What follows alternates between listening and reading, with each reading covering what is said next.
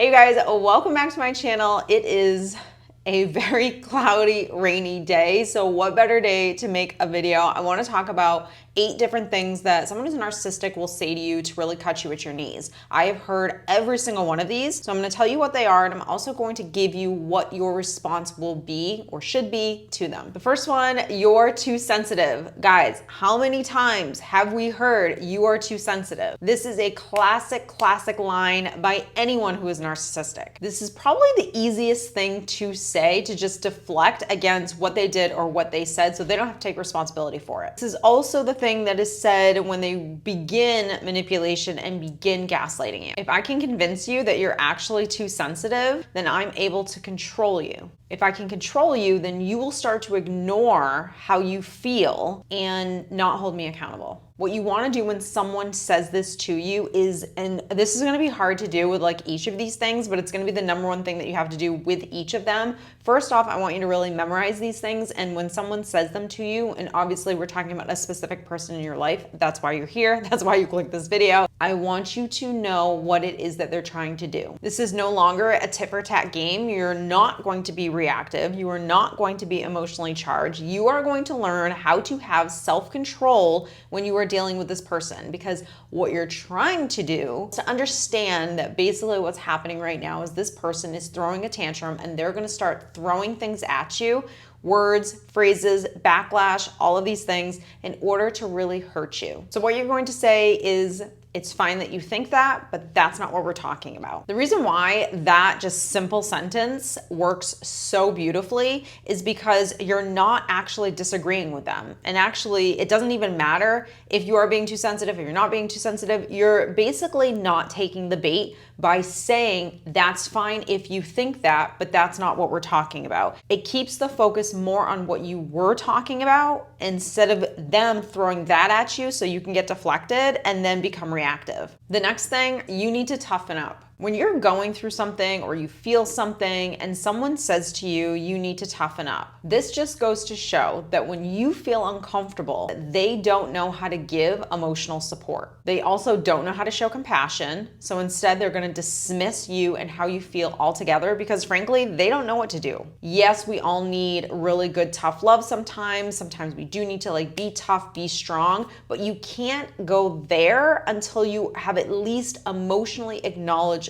how you feel. Now, sometimes people stay stuck in one or two areas a little bit longer. Maybe sometimes someone is stuck in a little bit too much of the emotion of it, but usually they're stuck in that place because they're still not getting something that they need emotionally. Once you get what you need emotionally, you don't want to live in that space anymore. You don't want to be a victim. Now we're just talking about how to be really healthy mentally and emotionally. But when we're talking about someone who's narcissistic, this is basically just like a go-to thing that they say in order to just deflect against how you feel, because they don't know how to deal with how you feel. They're not able to actually support you in the way that you would like to be supported. Now, 2 things could happen. You can either become reactive and get really defensive because you're not getting what you need from this person, which is validation, empathy, compassion, sympathy, all of those things. Or you can actually start to get chipped away. You can really feel like, okay, I guess I'm not a tough person. I guess I can't handle things. I guess I am the problem. What you can say, and and these phrases that I'm giving you, I'm just like paraphrasing it, obviously like turn it into your own thing that you're gonna say to this person. But basically what you wanna tell this person is being able to acknowledge that when you feel something, that it's making this person feel uncomfortable because they're not able to give you the empathy, the validation, the sympathy, or the compassion. Like if you were to basically tell a person what I just told you, they're going to be able to acknowledge, yeah, I guess you're right. I don't really know what to say. If you're dealing with someone who's narcissistic, they're gonna maybe say something like, okay, thank you for the psychology analysis. Thank you, coach. Thank you, therapist, or whatever. And they're gonna just deflect. And that's totally fine. You're basically learning that you can't go to this person for anything personal whatsoever because you're never gonna get what it is that you need from them. And that's the lesson that you're learning, is basically who this person is. No wonder no one likes you. No wonder why your ex didn't want to be with you. No wonder why you and your mom are always fighting. They already know the relationship that you had or have with this person, whether it was your ex, whether it is your mother, your sister, your friend, whoever. They already know the dynamic between the two of you because you've expressed yourself to this person. You've confided confided in them. So they know your vulnerabilities and they know where you feel insecure. So what they're trying to do is blame you so they can essentially chip away at your self-esteem. So then later on, when they go to blame you again for something that's happening now between you and them, you'll take the bait and believe them over your own self. So what you can say is, it really stinks that you can't see my point of view or see how this person made me feel. What that's basically saying is that you acknowledge that really you were trying to get validation from this person, that you wanted this person to be able to see your side and have empathy for you, and they just absolutely can't, and that you don't need them to. The problem with all of these statements is the control that you give this person when they say this statement to you.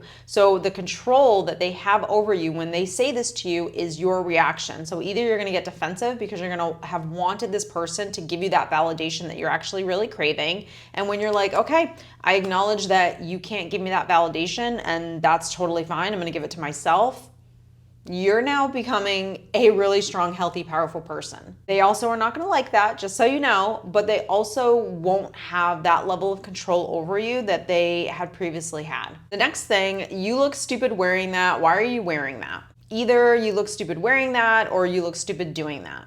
If they're narcissistic, then they are a perfectionist. If they're narcissistic, they care what other people think. And probably sometimes you do as well. You know you definitely do if you take offense to that or you feel less than because they said that to you. This person is trying to put you into this mold, into this little compartment of who they think you should be. And if you don't have a strong sense of self, then you're going to want to fit into that mold like really badly. First thing you can say is, why do you care so much what people think? But chances are you're probably just going to get them deflecting again. Or you could also say, I know you would like to put me into a box of what you think is acceptable and what is acceptable. Maybe you care what people think, but I don't. Any response that you have, when you go to make it your own, one thing that's like very important is to not make these statements with any kind of like egotistical attitude back. You want to be very calm, very happy, very secure with what it is that you say. So it's never really about what we say sometimes, it's all about the tone in which we say it. So I could easily say, I know you want to put me in a box. Well, I'm not going to be in a box because I don't care what people think, but you do. That looks very different than saying, I feel like at times you might want to put me in a box, but I'm actually okay with the way I look and how I feel and what I'm doing. Like those kind of two statements, they just sound completely different.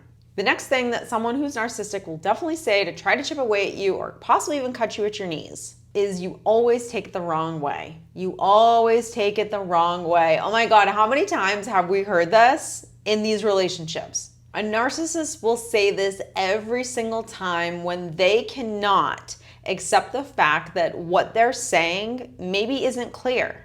Maybe their words and their actions don't really align. This is just another tactic, another tool that they're going to kind of throw at you to throw you off because they don't want to basically acknowledge that what they said was rude, was hurtful, wasn't okay. This sometimes could be followed up with the whole "you're too sensitive" thing. Instead of being reactive to this and being argumentative, the only response to this is going to be, can you see another angle to this? Can you see another side? Can you see where maybe I would take this personally or take this as being hurtful or take offense to this? Like, can you see the other side of the coin? This is a beautiful thing to ask. You always want to ask questions because questions leave room for answers.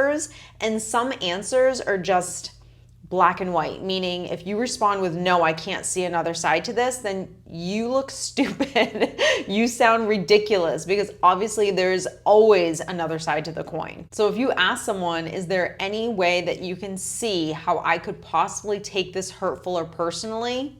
Like, you have to be able to say, yes, I can see where this could be hurtful or this could be considered rude or inappropriate. It doesn't matter if that wasn't their intent. The question that you're asking is whether or not they can actually see it. Okay, relax, you're getting too worked up. That's like another kind of like similar to the last one. Unfortunately, sometimes this is said when you have become a little erratic and you've been a little reactive to something that triggered you that this person did or said. And this is where, instead of saying something to them to kind of like call them out, what you want to do is own it. If you actually were acting really erratic and you can see it because you were getting triggered, I want you to own it. And this is what I want you to say. You're absolutely right. I know you don't want to say that, but please listen. You're absolutely right. I'm going to own how I feel. Just like I know you will own how you feel in the future. This is a win for so many reasons. First off, you completely were mature enough to just like deflect that. You got off the train, the cuckoo train that you were just on, trying to go back and forth with this person. You basically just set a boundary. You owned your own stuff. And the reason why this is so important is because when you start owning your stuff, you are going to expect them to own it as well. So when you expect someone to behave in the same way that you do, now you basically are starting to put them in the corner and make them be responsible for how they feel, for their reaction to whatever it is that you're doing or saying. This doesn't mean that you're going to be abusive or unhealthy as well. It doesn't also mean that we're going to play tit for tat, but it does mean that you no longer are going to play this game with them. That's basically what this is saying. I love this next statement because I never really heard this a lot growing up until I was in a relationship with someone who was not the healthiest. Let's just concentrate on the positive aspects. Now I'm a positive person. I'm all about high vibration. I'm all about manifestation. I'm all about disciplining the mind. But you also can't, here we go, with the neglecting emotionally how you feel in order to just get to the mental of let's just focus on the positive, let's just be positive. This tactic is used to shift focus. It's used to shift away from something that actually happened, especially when this person has done something hurtful. It's an attempt to deflect against any problems, confrontation, anything like that that could possibly be going on between the two of you. This just means that not only do they not have to take accountability or responsibility for it, but they don't have to change. Like, there's no change. Let's just focus on the positive. It definitely invalidates how you feel. It makes you feel as the person that isn't feeling so positive and happy because you're feeling normal human emotions that you probably should be feeling. It makes you feel a little powerless because you're not getting that level of empathy from that person. As you start to really work on yourself and you're learning how to go through that transition between emotional support, emotional health, and mental health, and really what that is self-parenting. I will link that course down below. I'm telling you guys, if you take any of my courses or do anything, that is the course because it's going to teach you the basics of how to take care of yourself emotionally and mentally. Once you learn how to do that, you will 100% not only expect it in a partner, but when someone who is toxic or unhealthy doesn't give you what it is that you would like, which is validation, support, the list goes on, you won't go toe-to-toe with them. You won't need to go toe-to-toe with them because you're no longer needing things from someone that is not even capable of giving them to you. All of these videos that I make is, yes, they're educational. Yes, I want to teach you things. Yes, I want you to understand this information so you can be aware of it when you are dealing with other people. But all of it more so has to do with yourself and learning how to manage yourself when you are amongst a toxic person, a narcissistic person, a dysfunctional person, an unhealthy person, because you're not going to be able to change them. So please, please do not think for 1 second that any of these phrases or things that you can say is going to get the person in front of you to have this like huge epiphany and become super healthy. Probably won't happen, but at least this will start to help you to get healthy yourself. If you guys are interested in taking my new membership program, you guys, I'm really excited about this because we have our own app right now that you can actually download, Stephanie Lynn Coaching. You do need a login for that, so you do have to be a client, but you guys, there's so much information in there. There's lives, you can text me, you can chat with me 24 hours a day, 7 days a week. It's a great, great option. If you're interested, I will link that down below as well. Don't forget to subscribe and share me, and thank you guys so much for watching and taking the time out of your day. And if you are still here, I know you are one of my tried and true subscribers and followers. Thank you so, so much for all of your love and support, and I'll see you guys in the next video. Take care.